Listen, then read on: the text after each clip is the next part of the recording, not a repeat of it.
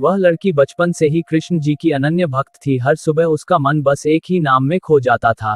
वह रोज भजन गाती, पूजा करती और धीरे धीरे उसकी जिंदगी भक्ति में ही रंगती चली गई। भगवान की कृपा ऐसी हुई कि उसका विवाह वृंदावन के एक अच्छे घर में तय हो गया। जब वह पहली बार ससुराल पहुंची तो उसके मन में बस एक ही भावना थी कि अब वह हमेशा कृष्ण नगरी में रहेगी। कुछ दिन बाद वह मायके गई और फिर उसका पति उसे वापस लेने आया। मामा, आप अपना ख्याल रखना। वृंदावन लौटते लौटते शाम हो गई और वे यमुना किनारे रुक गए।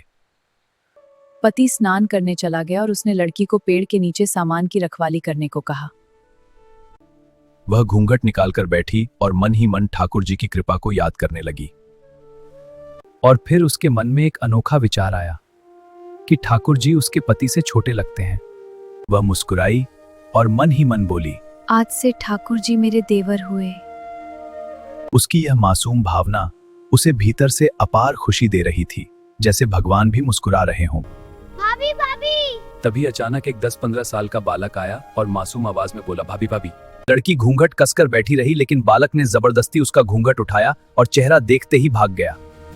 थोड़ी देर बाद पति आया। लड़की ने सारी बात बताई और पति ने उसे दिलासा दिया, चिंता मत करो, मैं हूं ना, सब ठीक हो जाएगा। कुछ दिन बाद सास ने कहा, बेटा बहू को बांके बिहारी जी के दर्शन करा लाओ। जी माँ। जी। दोनों मंदिर पहुंचे। वहां अपार भीड़ थी और हर तरफ बस भक्ति का सागर उमड़ रहा था। पति ने कहा, तुम स्त्रियों के साथ आगे जाकर दर्शन करो। लड़की धीरे धीरे आगे बढ़ी और तभी पीछे से आवाज आई, अरे बिहारी जी सामने हैं, घूंघट खोलो। जैसे ही उसने घूंघट उठाया, उसने देखा कि ठाकुर जी की जगह वही बालक मुस्कुरा रहा था। वह घबराकर चिल्लाई, वही बालक है। और तभी उसे समझ आया कि यह कोई साधारण बालक नहीं। पति ने देखा और वह भी अवाक रह गया। उसकी आंखों में श्रद्धा भर आई।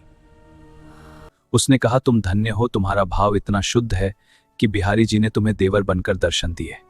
क्योंकि भगवान कृष्ण सच्चे भक्त के भाव को देखकर हर रूप में प्रकट हो जाते हैं।